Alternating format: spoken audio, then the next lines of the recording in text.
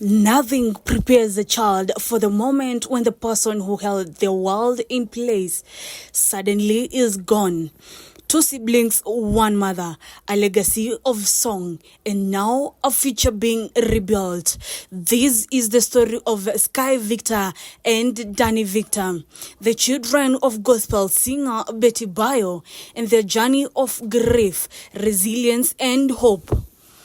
Skye and Danny grew up in a home where music echoed, laughter filled the rooms, and every Sunday felt like a promise.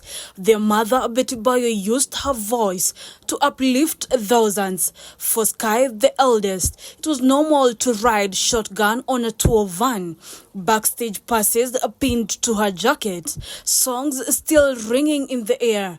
For Danny, the younger brother, it meant curfews and football drills, the sweet smell of family dinners and bedtime stories. But on November 10th, 2025, the rhythm changed. Betty passed away after a battle with blood cancer. The family's structure shifted. Two children awoke in a world without the anchor they'd always known. When we focus on loss, we often say what was taken. But for Skye and Danny, what came next was what truly mattered. Loss of a mother, yes, but also the gentle unfolding of who they'll become, the roles they will embrace, the dreams they will chase. Skye, only a teenager, found herself standing in a spotlight not of her choosing. Conversations she never expected, questions about future college plans, her mother's dreams for her, a younger brother's need for guidance. Danny, his world shifted too.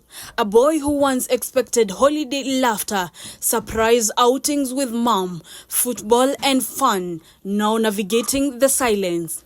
This is not simply a story of tragedy. It's a story of two children stepping into tomorrow with memory as their compass. Let's look first at Skye.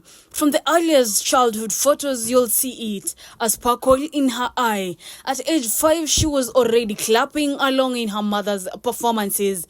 At 10, she had her own notebook of lyrics. Her mother would say, "Skye, when you grow up, the world will see more than your mother's name. They will see your own." That promise now carries weight because Skye must carry her mother's legacy and forge her own path. In recent times, social media posts show Skye in school uniform, backpack in hand, her gaze steady. Friends describe her as confident yet vulnerable. She jokes about her mom's songlines in the car, then quietly avoids questions about how she feels now. Because being strong doesn't mean being untouched by sorrow. It means moving forward anyway. Skye's mother believed in global exposure, summer camps in the UK, perhaps further studies abroad, creativity unleashed. Those dreams now became part of the inheritance.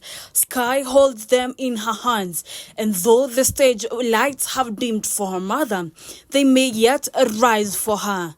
Now Danny, the younger other in this duo, he carries a gentler flame. In family videos, you see him kicking a football in the backyard, tussling with his sister, mom laughing in the doorway. He once told a friend he wanted to be a family man when he grew up, a line that echoed around social circles. In another clip, he said he hoped to join a football academy in Spain. Since the loss, Danny's world has been quieter. His dreams are still real but tempered. He looks to his sister more. He asks questions about their mother less. He draws pictures of him, Skye, and mom in happier times. He sleeps under a duvet that used to be his mother's blanket. The responsibility he bears, not the heavy load of legacy, but the burden of growing up too quickly. He must trust his sister to lead and trust himself to follow. And in the silence of his room, the sound of what could have been echoes softly. When Betty passed fast the moment of shock rippled outwards. For the children, the immediate hours were surreal. Hospital corridors, family members arriving, standing in their shoes. For Skye, news at school. For Danny, home, waiting unaware until the call came. Suddenly, the world paused. Their father, Pastor Victor Kanyari, stepped in, issuing a public statement, and I quote, "I promised to look after my children. That is my duty." He became the uncle. Extended family, friends from the gospel community, counselors from the hospital all rallied. In those early hours and days, support came in the form of presents, a hand on a shoulder, a quiet talk, someone bringing food, someone bringing flowers. For Skye and Danny, those gestures mattered more than headlines, because grief doesn't heal in public. It heals in private with somebody listening. Counselors say children process grief in fragments. A song triggers tears, a car backfiring sounds like hospital machinery. A smell reminds them. For Skye and Danny, those triggers came often, but they also came to realize they were not all alone. Daily life changed. For Skye, school routines, friend groups struggled to focus in class when memory crept in. For Danny, open space at home where his mom used to be. Homework that used to be explained, bedtime stories unsaid. The father and extended family instituted structure, regular counseling, school check-ins, a buddy program. Skye joined a mentorship circle with other young women of public families. Danny started football coaching again, with a new emphasis on fun, not pressure. They were told, it's okay to miss her, it's okay to laugh, it's okay to be you, and slowly they believed it. Grief is a journey no child should face, and yet some are asked to walk it too early. Skye Victor and Danny Victor, children of gospel singer Betty Bayo, are now navigating life without the mother who shaped their world. Today we focus not on the singer but on the children, their resilience, their memories, and the support that surrounds them. Skye and Danny grew up in a home filled with music, laughter, and love. Skye, the eldest, often accompanied her mother to events and performances. Her mother described her as having both her personality and her father's intelligence.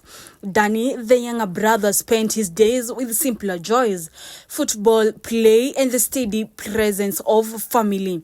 But Bayo raised her children with values rooted in faith and guidance, always reminding Skye and Danny of morals, love, and the importance of education.